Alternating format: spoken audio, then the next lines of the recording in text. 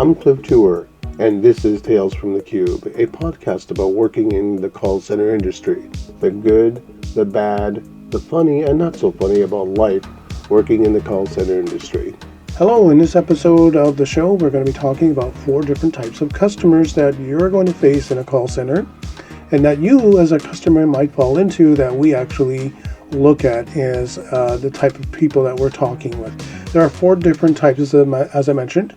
They are the babbler, the detail-oriented customer, the relationship-oriented customer, and the most trickiest of them all is known as the opportunity customer. In this episode, as I mentioned, we're talking about these 4 different types of customers because they are the types that are generally known to us in the industry, in call centers.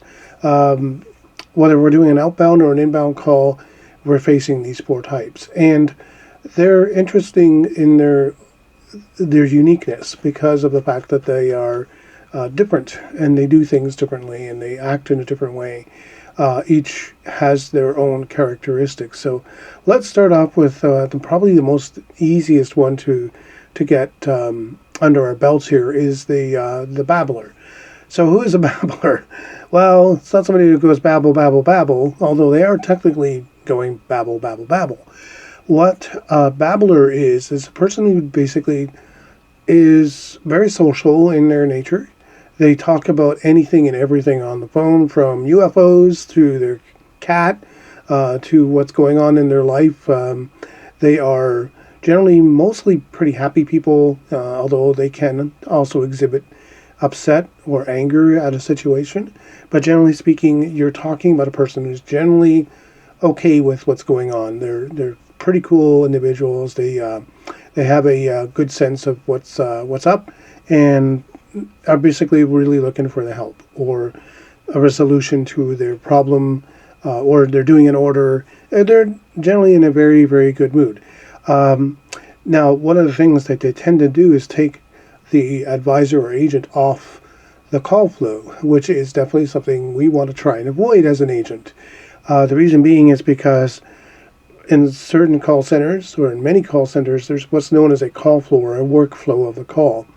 So in a call, you have the introduction, you have discovery, you have resolution, you have troubleshooting if you're a troubleshooting advisor, or sales opportunities you're looking for. So you're trying to probe and trying to do all those things. And a babbler is going to take you off those. What's going to happen is they're going to go into something and talk about that something. So, for example, let's talk about the cat. Oh, my cat Fluffy is with me. That's the meowing you're hearing in the background. She's a really nice cat. She's about 10 years old and she's really, really cute. I've got videos of her on YouTube and so on and so forth. One of the things that an advisor or a representative, whether you're doing an inbound or outbound campaign, is going to want to do is acknowledge the fact that's there. That point is being made. That customer wants to talk a little bit about their cat. So you want to acknowledge the fact that that's a part of the conversation, and that works into the conversation. No matter how you want to try and get away from it, you're not going to be able to, or you shouldn't really get away from it, because you need to acknowledge it. So if I was talking to somebody who was talking about their cat, I might say, oh, that sounds sweet. I like cats a lot. They're really, really fun to play with. I like big fluffy cats, which is actually a true point. I do like cats. I'm a cat person. So I would talk about that, and I'd say, hey, that's awesome that you have videos of them on YouTube. I'm sure you're getting a lot of hits. Speaking of getting a lot of hits, let's hit into what we need to go forward and do with your order or your troubleshooting situation here. Let's dive into that and take a few hits here on what's going on, and that's bringing it back into the workflow of the call. You want to acknowledge it and then try to get back right into the flow of what you're doing. And as a customer, if you're hearing that from the advisor, they're saying, hey, I've acknowledged you. Let's talk about what you're doing now with respect to your issue, your order, or your desire to have something looked at from a perspective of a problem that you're facing. So as I pointed out, I think in one or two episodes ago, most people calling are not calling to sew a tale or weave a conversation about how great your company is, or sunshine up the skirt, so to speak. They are calling because they have a thing to do, whether it's an order, whether it's a question about a billing problem, or whether it's a troubleshooting thing, or something has gone wrong technologically speaking with a product that they have. They're calling to talk about that. They're not calling to sweet talk you. But part of that babbler type customer is that sweet talk, is that kind of conversational gist that you're going to get, that flow that they're going to be talking to, and you want to, as I pointed out, acknowledge it. It's the easiest type of call to work. It's the easiest one to manage. And you can even bring in a style that I will eventually talk more about, and that's humor. You can have a lot of fun with these people and inject a bit of humor and a bit of yourself into the conversation. And that's what you want to do. You want to go forward and do this because you will find this will get a resolution that you want and the customer needs and wants as well. The idea is that in every call that you're trying to do, you're trying to make sure that the customer is ready for whatever it is you're going to offer or fix. And part of that is known as fixing the customer. You want to make sure to fix them, to basically make sure they're okay with what you're doing. And that's part of call control and call flow. The next type of customer that we're going to talk about is somebody who is a detail-oriented customer. They know everything about their account. And they know what's been going on with the account. They know what's been going on with their computer. They know how you sell products and what products you might have. So they're very detail-oriented. They can give you dates. They can tell you when they've talked to you. They might have case numbers. So, for example, a brief example here is that, hey, I called you guys on the 20th. Here's my case number, XYZ123. I spoke with Johnny at 2:15. And we discussed doing XYZ. Again, the acknowledgement needs to be in there. It needs to be something you do as an advisor or a sales rep. You need to acknowledge that because that customer has provided you with details of what is going on. And basically they want you to follow them and follow the detail, follow the path. I get these customers quite a lot. Some of them will have their case numbers and they will say to me, hey, this is my case number. I've spoken with a number of advisors. I've spoken with a number of people about my troubleshoot. Can you please help me with this? And I'll go and look at the interaction history, pull up the case, and I acknowledge that. Oh, yes, I have your case XYZ123.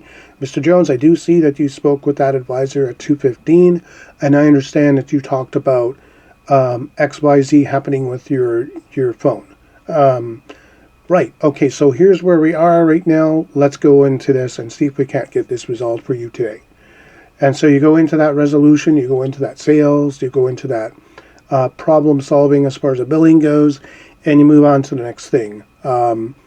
You go into the task. You go into the middle of the call, and basically you get into that particular groove of helping them out. So that case becomes your start point for whatever it is you're going to be doing. And again, you want to be detailed. You want to make sure that you're as detailed and they have the details in hand because that's what they're looking for. So you want to explain everything that you're doing, your rationale behind it, why you're going forward with this particular process, or how this sale will work, or how this billing issue is going to get resolved. And you want to give them the 1, 2, 3 step. So step A, we're going to do this. Step B, we're going to do that. Step C, we're going to do this. And D basically is what should come out. So does that make sense to you? Does that work for you? Even with a babbler, you're probably wanting to do that same thing as well. You want to, in fact, all 4 of these types of customers, you want to basically start an action plan. And this is something I've had to go back to. And I'm actually going back to in my current job because I realized that I've gotten a bit, shall we say, too comfortable in the job, and certain parts of the call element aren't working as well as I'd like, and my manager would like, and upper management would like. So we're getting together and we're talking about trying to deliver something here so that we can get a better result so that customers are satisfied. And in one of the areas that troubleshooting and also sales has is the customer satisfaction survey. Now, I'm going to talk about surveys because, in my opinion, they're bunk science. I consider them to be junk science, and I don't agree with surveys for the most part. They're good to have, but they should not be relied on as heavily as they are. But that's another conversation in another kind of frank tales from the tube chat. We're going to talk about surveys and why I think they're junk, and I'm going to basically go forward and discuss that. But for now, for putting that on the parking lot, we will talk about it. It is something that I feel very strongly about and have actually pushed back on, even with my employer. I've said this is junk, this is garbage, it doesn't make sense. But it's a thing, and therefore, because it's a thing with the company and with the client, I have to respect that and basically work with my team and my management as well to help them. And so I'm going to go forward with that because I'm a professional and I want to work with the people that I work with and also my management team because they deserve that respect. So moving on, basically that's what we want to do with that detail-oriented customer. We want to give them details. We want to feed that. We want to feed that back to them. Okay, I'm going to be as detailed as you are. So we're mirroring the customer. That's another thing, too, that advisors should do. And as a customer, if you're listening to this, if you've ever called a call center, you might think, oh, that guy's really smooth. He understands me. Yes, if they're really well trained, a person who has got this under their belt is going to really understand how you think. And that comes with years of experience. The next type of customer is a relationship-oriented type of customer. These customers are very focused on their relationship. Their mantra is, I've been with your company for a long time. I've been in your wheelhouse for a long time. I've been in your barn for quite a long time. I am a relationship type customer with respect to my bank. I won't tell you which bank it is, but I really love my bank. And one of the features I love about my bank is the security. I really, really, truly do like the bank I work with because they're top notch in that. So when I call them, I'm basically saying, hey, I've been with you for a long time. I understand how you do things, particularly your security. I'm really, really happy with you guys, but we need to fix A, B, or C. We need to do Y, Z, and maybe a little bit of X. Can you, help me out here? Because you know what? I've had this account with you for X amount of years. And it's the same thing with any product, whether it's a phone, whether it's your treadmill, whether it's a piece of clothing that you've had, the clothier that you work with. You have that relationship, and you want to make sure that relationship continues. And as an advisor, that's an important thing. Making sure that relationship is going to be solid. So you want to make sure that customer is happy. Now, there are going to be times, as I stated before, you're going to have to tell somebody no. As a customer, you're going to hear no. But if you're really in tune with your skill sets and you have a good understanding of how to fix things and how to fix people, how to de-escalate situations when they're not that great, you'll be able to continue the relationship even when you've had to tell somebody, no, can't do that for you because of XYZ. If you can do that, you've really come a long way in your journey as a call center advisor. So try to do that. Try to basically make sure that you're respecting the relationship. And in fact, again, in all four groups, the relationship is still just as important as respecting the type of customer that they are, because you want to build that relationship. You want to make sure that they understand the details, and you want to make them, at the end of the day, the customer, the most satisfied and happy individual that you could possibly make them. The last type and the most difficult is to deal with the customer who is known as an opportunity. An opportunity customer simply means a customer who is coming in hot, who's pretty enraged at something. Their issue has not been resolved. All the other three parts have been basically thrown out the window. They might be a detail or relationship-oriented customer or even a babbler, but right now they're really super mad. They're really, really, really upset with you because you've done something that you shouldn't have done. You said something you shouldn't have said. Or your colleague has done that, and you've just tripped them. And so now you have an opportunity customer. The opportunity is to basically turn them around, to fix them and turn them around with things like statements like, I'm going to help you out. Let's see what we can do. Here are some steps that we're going to try. We're going to do all of that in the call. And if you're a customer who is really upset and angry, it's okay. We understand. We should, as advisors, understand that you're upset and whatnot. It's okay to be upset. What I am going to say is this. If you're that angry, we'll let you vent. But there's a point where the F-bombs and the smart aleck remarks and the condescending tone are not going to be taken. Particularly on my campaign, the one I work on. Again, I don't mention what it is. We do have the right to hang up. And I can tell you, we do it. I do that. After a point in time, I've had enough of the swearing. I've had enough of the condescending tone. I've had enough of people saying to me, things that are really, really rude, or even repeating my name. Well, Cliff, well, after a while, that just drives an advisor crazy. Don't forget, you're talking to a human being on the other end of the phone who has a family just like you, who has feelings just like you. And abusing an advisor is not in your best interest. You can be upset, you can vent, you can even say, I hate the product or I hate the service, that's okay. But after a while, you need to take a breath and step back and just chill for a moment and let us do our work. As a customer, I understand that you have the right to be upset, but we have the right to be treated with respect. And that's a key thing that there's a real serious problem with.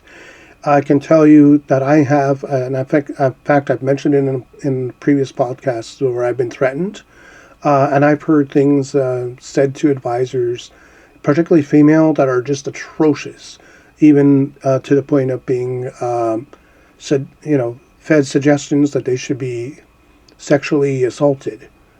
Not cool at all. Never cool to do these kinds of things.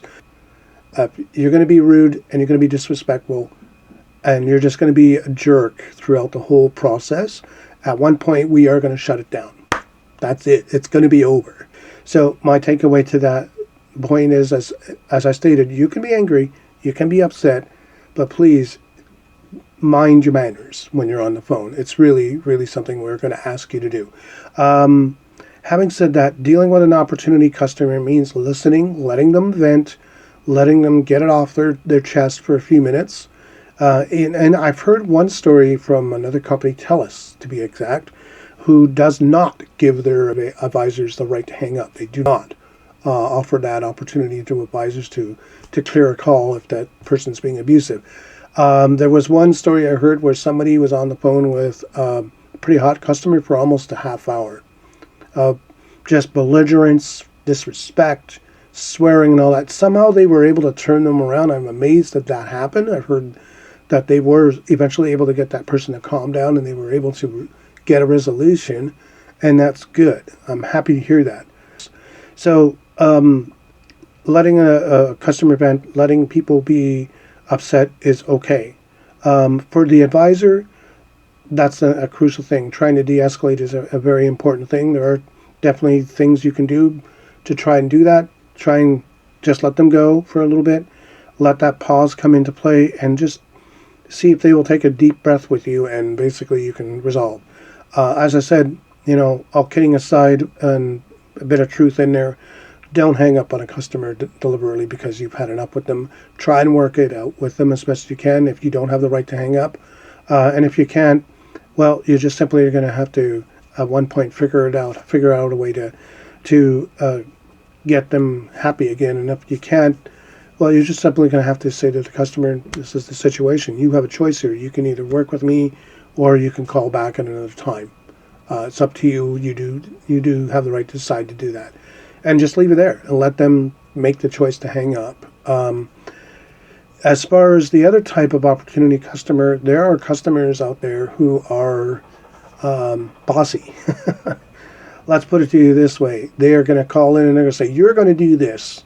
and you're going to do it now. You're going to do it this way, and you're going to do it that way. True story. This happened to me when I was at Neiman Marcus back in the day in 2006 to 2008. I worked for the company. I did actually have a customer call me up, and one of the first things they said was, your job is to service me. Note the word, service me.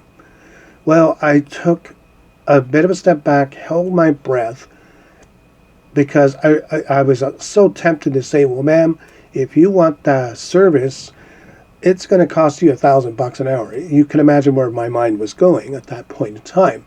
It was pretty rude where I was thinking. But I wanted to say, it would cost you a lot of money to get serviced by me, sweetheart. Some of these people who are, quote, bossy, directory type people, they're giving you directions or telling you what to do. They're bosses themselves, and it can be really annoying to have to deal with them. But hey, that's the way it goes. You're just going to have to work through that and try and get them to sort of switch into what you're wanting to do, and getting them to agree, well, that's a great idea. I'd like to go forward with that, but I think this is a better opportunity. Let's try this path instead, or let's go with this product instead, or let's do this thing instead. These are things you want to, get them to try and do and see if that will work for you. That's pretty much it. It's about taking that and going forward with that. And there's other types of opportunity customers. I think there's technically a third category, if you will, where they're just going, They're giving nothing back to you. Like you're asking questions and they're giving one-word answers or, sentence or two. Yep, that's what I want done. Yep, that's what's happening.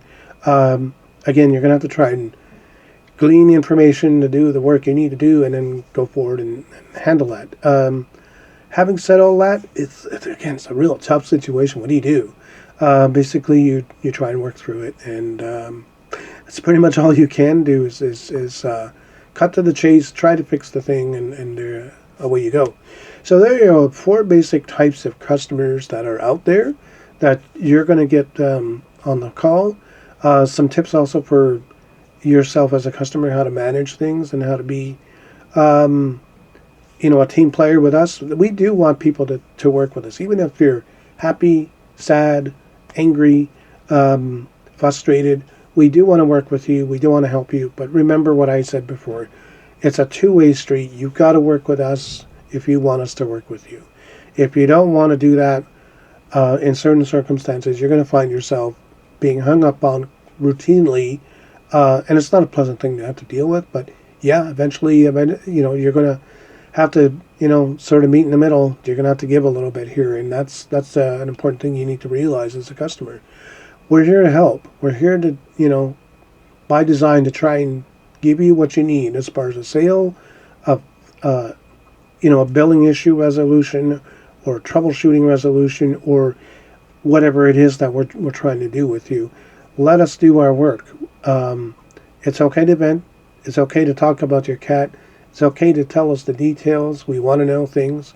And it's okay to share your history with the company that you've had with us. We want to know these things.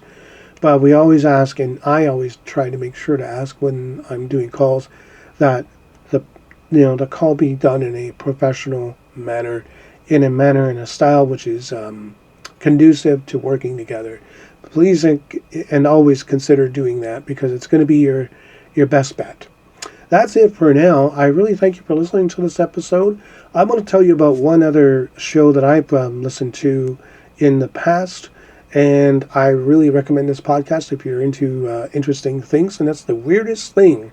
It's from Pop Sci, and The Weirdest Thing talks about really cool, interesting things like, the sex raft was one story I heard about. That was pretty interesting. They also talked about, what was it? Knives made with poop. I don't know why that would be an interesting subject. There are 3 women that are involved in this podcast, The Weirdest Thing. I learned, actually, I think it's the name of the complete title.